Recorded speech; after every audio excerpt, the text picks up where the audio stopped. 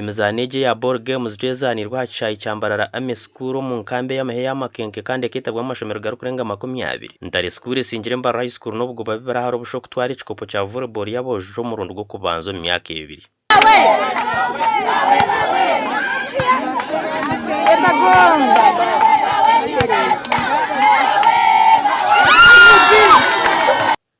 volleyball yabishiki St Elizabeth Girls mbarare garikanise kikope cyo mu rundo rwa mushanje yekuratanise ubwa nyuma yo kusinge ya merehiro n'ubwo babira harusha omuzano go kubaka mbarara amena yesingire kikopo ahwetire yanya mitanga secondary school na goro 2016 ahuti 8 zembe mbiru mizanege zirabiro kujwekera mbarara sto mizano ya ankore yonera kwija kuba mu district y'Ubanda kutandukane birabira nabyo kwezoko kandi umukuru w'ebye mizano muri mbarara city Captain Richard Okuro ahabwira abazana hamice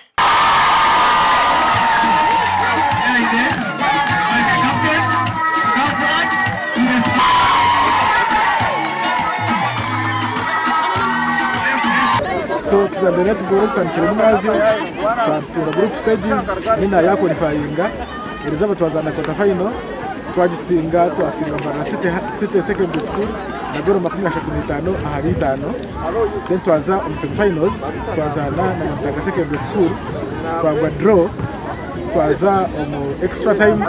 batujoro extra time twabatujwe mu mpaka zemizano imizane ya volleyball naba twaga kasentitazi katuru twaturese teams 3 volleyball abishiki volleyball abojo na netball kandi twakoraje St Elizabeth Girls kugira ngo tukore ibintu bit different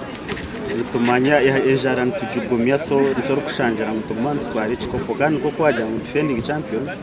just defending champions kwa since 2019 final echa turimo gukora n'ekita kitaro twashikora ikikopo kitwire chine for the past 3 years for the past 2 years atugwa buri mwagwa gashatu ni yakebere wire batene batsinga mu finals konka hati twaguma twetereza mwe ntacyo twasinga kandi ni mangu hari indi jemizano tiwe twetereza kuzibanda wike rukurataho izo bagere tukwa twatambye in fact abwa TV West nda Aloysius bya Mukama na Makli na Mpira